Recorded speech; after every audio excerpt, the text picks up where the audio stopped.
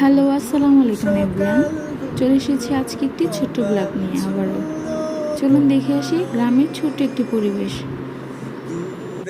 গ্রাম্য পরিবেশ আমার বরাবরই ভালো লাগে। দেখুন আজকের আকাশটা কত সুন্দর, সুবহান আল্লাহ। গ্রাম্য পরিবেশে সে আবহাওয়া, বাতাস গায়ে যেন শীতল হাওয়া বয়ে আনে। তারপরেই তো ছাদে চলে এসেছি। তারপরে আপু ছাদে বিভিন্ন গাছ লাগিয়েছে, খুব সুন্দরভাবে গাছগুলো ফুটে উঠেছে। দেখুন কি সুন্দর পরিবেশ, কি সুন্দর কুমড়ো গাছে কুমড়ো ফুল ফুটে আছে। এই তো চারপাশে সবুজ মনোরম পরিবেশ।